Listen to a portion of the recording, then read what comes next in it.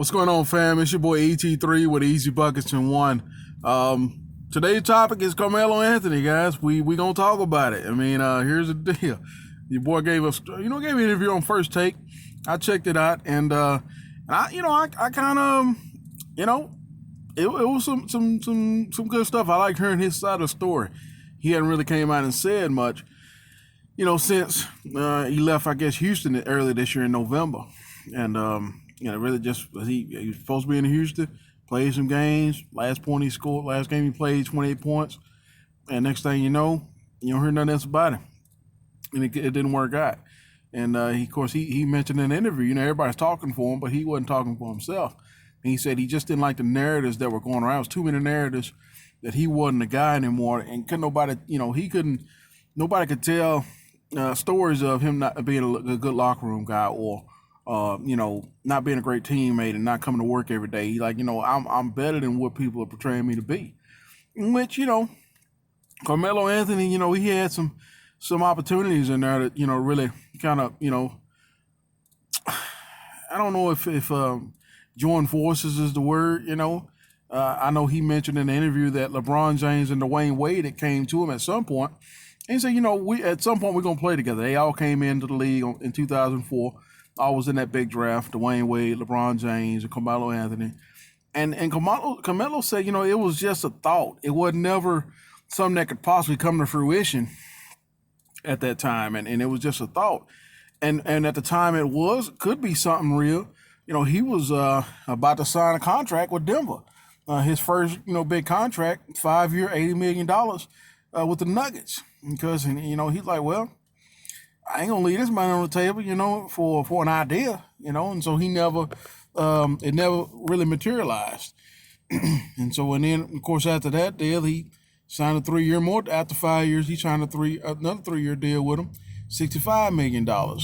And, and some would argue and say he had opportunity to kind of jump ship and look for a championship at that point too. But of course, he stayed for the money and played ball, and then after that, he had a 5-year deal with New York Knicks, $124 million. And that was probably his last big contract.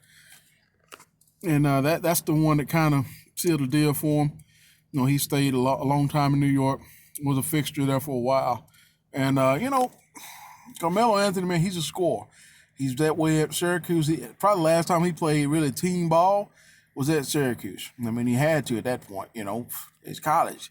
You're going to pass the ball, and you're gonna pass the ball around. It's just how you play. You're going to play defense. You're going to pass the ball around. We're going to play a system. One man ain't going to take over the show. In college, it just don't really happen. Most coaches ain't going to let that be. Because everybody want to play, get a chance to shine, and it showed they can work in a system. So in college, that really don't happen much as far as one man taking over the game, unless it's just a situation, dictates it that something like that happen. For the most part, Coach K ain't gonna let you come out there and run up and down his court, and you be the man, all alone on the squad. Everybody else out there doing nothing. So it's gonna be team ball in college. And so Carmelo Anthony played team ball at Syracuse, and they won a national championship. Guys, give me your thoughts. You think Carmelo Anthony is gonna get another shot in the league? It's up in the air. It's definitely up in the air, man. He's made the money. He says it's about the love of the game. He realizes how much he loves the game. He's always loved the game. I never doubted his love for the game. I mean, I'm pretty sure that he's always, you can tell by the way he plays, But he says, Chauncey Billups, Stephen A. asked him a question. And, of course, he mentioned that he had talked with Chauncey Billups. And Chauncey Billups was one of his teammates. He was a veteran on that Denver Nugget team that went to the finals. And Chauncey was like, sometimes Carmelo Anthony, he'd be upset. He'd be glad when he scored 30 in a loss for us, right? At Denver. But he come in the locker room and, he'd be glad and high-fiving and whatnot, picking up the guys. And he scored 30 in a loss. But he said when he scored 20 in a win, he was upset because he thought, he didn't score 30. And Carmelo's answer was like, I felt like I needed to do that for my team to win. And if that was pretty much, I felt like that was my job, and if I didn't go out there and score 30, I felt like that was me giving everything I had. I was that guy that I felt like I needed to score 30 for us to win. I needed the ball in my hand. I needed to do that. I was a scorer. And there's some truth to that.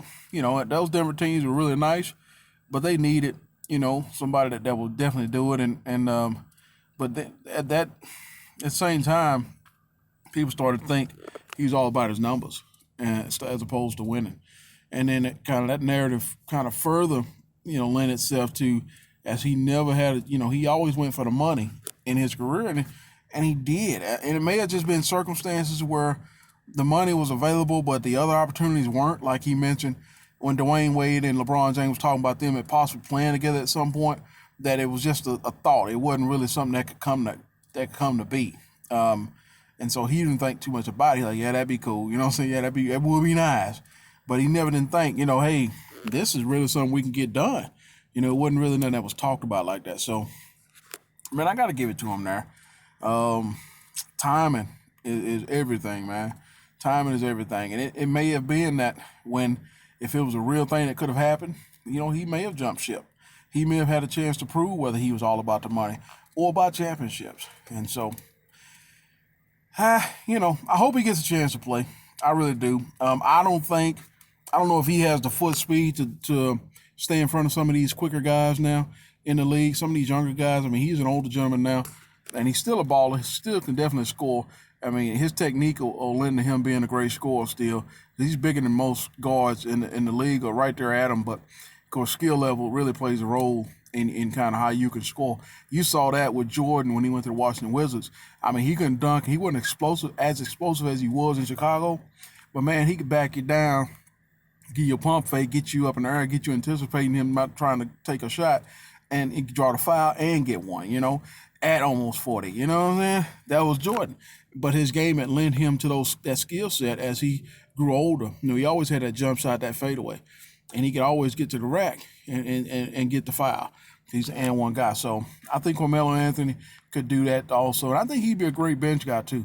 I don't know I'm pretty sure he can't start anymore. But I'm pretty sure he could be a great bench guy. So what do you think, man? Y'all think he could get another shot in the league? Think he could be a bench player? Maybe a possible 6-man coming off the bench? What do you think?